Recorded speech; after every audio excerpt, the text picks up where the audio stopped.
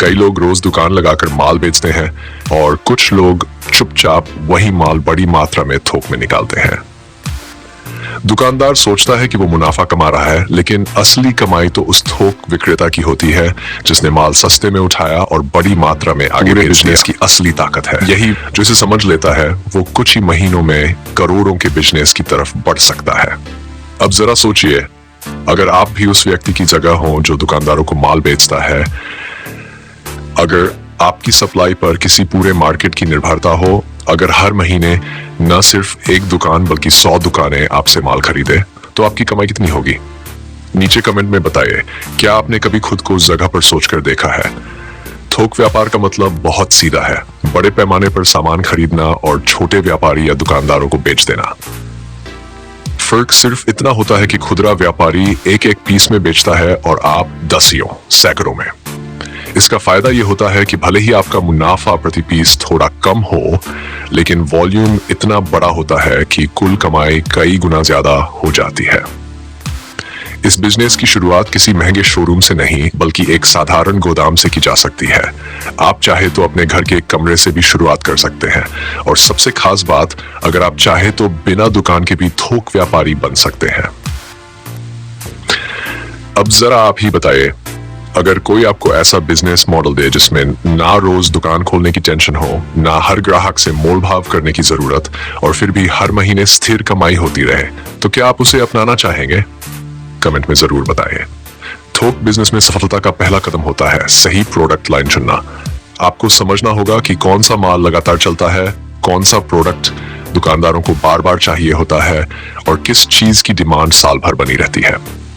उदाहरण के तौर पर कपड़े, किराना, mobile accessories, plastic item, stationery, hardware या फिर एफएमसीजी प्रोडक्ट्स, इन सब में मांग कभी बंद नहीं होती। आप चाहें तो शुरुआत में केवल एक ही प्रोडक्ट लाइन पर ध्यान दें, और जैसे जैसे अनुभव बढ़े वैसे वैसे प्रोडक्ट रेंज भी बढ़ाते जाएं। इस बिजनेस में सबसे ज्यादा जरूरी चीज है भरोसेमंद सप्लाई और मजबूत नेटवर्क, क्योंकि थोक व्यापारी वही सफल होता है जिसके पास माल हमेशा उपलब्ध हो और समय पर पहुंच सके। अगर दुकानदारों को भरोसा हो गया कि आपके पास माल की कमी कभी नहीं होगी, तो वो बार बार आपसे ही माल लेंगे। अब बात करते हैं लागत की।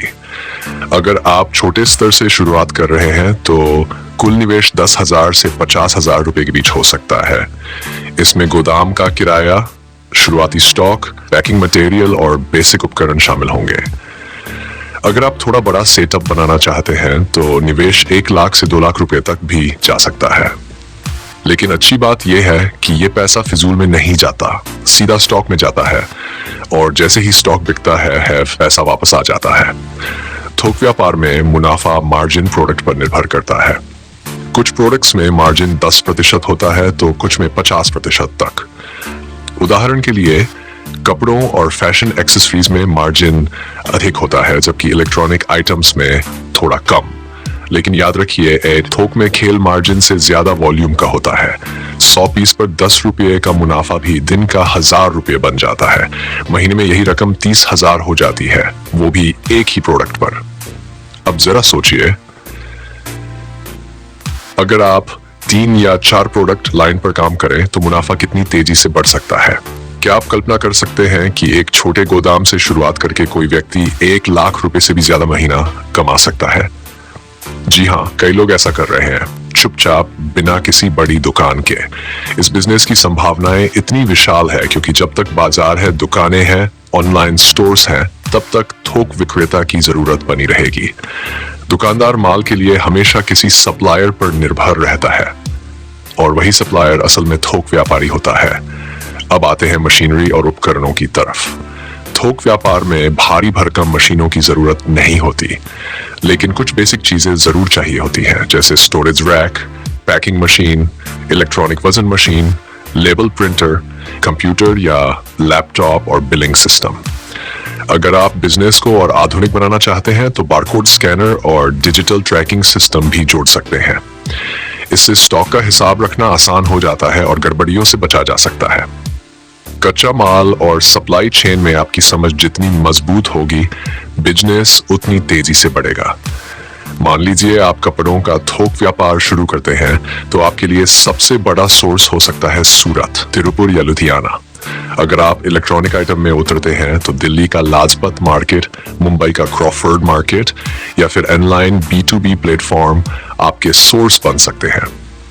कोशिश हमेशा ये होनी चाहिए कि आप सीधे निर्माता से माल लें ताकि बीच के बिचौलियों को हटाकर मुनाफा अपने पास रख सकें।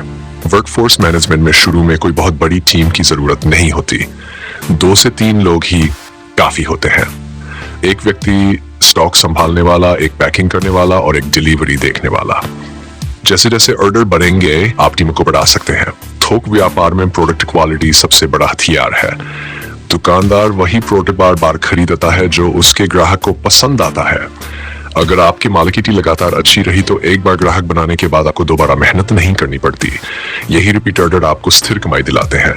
अब बात करते हैं मार्केटिंग और सेल्स स्ट्रेटेजी की। पहले के जमाने में थोक व्यापारी दुकानों में जाकर कैटलॉग दिखाता था, लेकिन अब समय बदल गया है।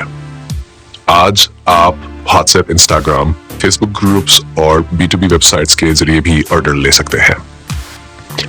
बहुत सारे थोक व्यापारी अब YouTube चैनल पर प्रोडक्ट दिखाते हैं और सीधे दुकानदारों से जुड़ते हैं। एक छोटा कैटलॉग प्रिंट करवाकर आप आसपास के दुकानदारों में बांट सकते हैं। पैकेजिंग और डिलीवरी में कभी लापरवाही मत करें, क्योंकि अगर माल रास्ते में खराब हो गया तो नुकसान आपका होगा। हमेशा मजबूत पैकिंग मटेरियल का इस्तेमाल करें। अगर डिलीवरी शहर के भीतर है तो अपनी टीम से करवाएं, और अगर बाहर भेजना है तो भरोसेमंद ट्रांसपोर्ट या कुरियर एजेंसी से टाई अप करें। अब बात करते हैं इन कुछ आम चुनौतियों की जो थोक व्यापारी को झेलनी पड़ती हैं, जैसे पेमेंट में देरी होना, प्रोडक्ट का डैमेज होना, दुकानदारों की शिकायतें और मार्केट में बढ़ती प्रतिस्पर्धा। इन सब का हल एक मजबूत सिस्टम से निकलता है। शुरुआत में ही स्पष्ट नियम बना लीजिए, जैसे पेमेंट की शर्तें, रिटर्न पॉलिसी और डिलीवरी का समय। जब सब कुछ कागज पर साफ होता है तो बाद में किसी प्रकार का विवाद नहीं होता। कानूनी प्रक्रिया भी ज्यादा जटिल नहीं है। आपको अपना GST रजिस्ट्रेशन करवाना होता है। इससे आप दुकानदारों और ब्रांड्स के साथ आराम से काम कर सकते हैं। अगर आप बिजनेस को और बड़ा करना चाहते हैं तो MSME रजिस्ट्रेशन करवा सकते हैं। इससे आपको सरकारी योजना लाभ मिलेगा और बैंक से लोन लेना भी आसान होगा। जरा सोचिए, एक साधारण व्यक्ति जिसने सिर्फ 1000 रुपये से शुरुआत की थी, धीरे धीरे एक पूरा डिस्ट्रीब्यूशन नेटवर्क खड़ा कर सकता है। शुरुआत में उसने सिर्फ 1 प्रोडक्ट बेचा, फिर 3 प्रोडक्ट, फिर 10 प्रोडक्ट, और कुछ ही सालों में उसका नाम मार्केट में पहचान बन गया। दुकानदार खुद कॉल करके ऑर्डर देने लगे और वो व्यक्ति अब सिर्फ थोक व्यापारी नहीं रहा, बल्कि एक पूरा सप्लाई ब्रांड बन चुका है। थोक व्यापार में कमाई तभी तेजी से बढ़ती है जब आप सिर्फ माल बेचने वाले नहीं बल्कि नेटवर्क बनाने वाले बनते हैं। आपका एक एक कनेक्शन लाखों का कारोबार बन सकता है।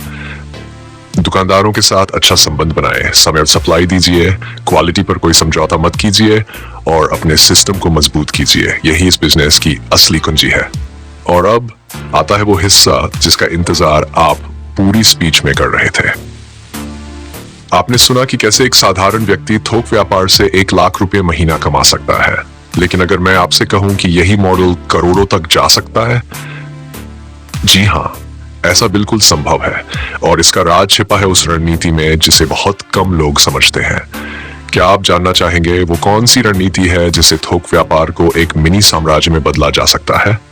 वो कौन से छिपे हुए रास्ते हैं जो छोटे सप्लायर को एक बड़े ब्रांड में बदल देते हैं? यही तो हम आपको अगले भाग में विस्तार से बताएंगे। कैसे थोक व्यापारी सिर्फ सप्लायर नहीं रहता बल्कि अपने ब्रांड का मालिक बन जाता है। अब जरा कमेंट में बताइए, अगर आप थोक बिजनेस शुरू करें तो आप कौन सा प्रोडक्ट चुनेंगे? कपड़े, इलेक्ट्रॉनिक आइटम, किराना या कुछ और? और हाँ, अगले भाग में जो बातें मैं बताने वाला हूं वो शायद आपके बिजनेस की पूरी दिशा बदल दें। सस्पेंस यहीं छोड़ते हैं क्योंकि आगे जो आएगा वो आपका सपना हकीकत बना सकता है।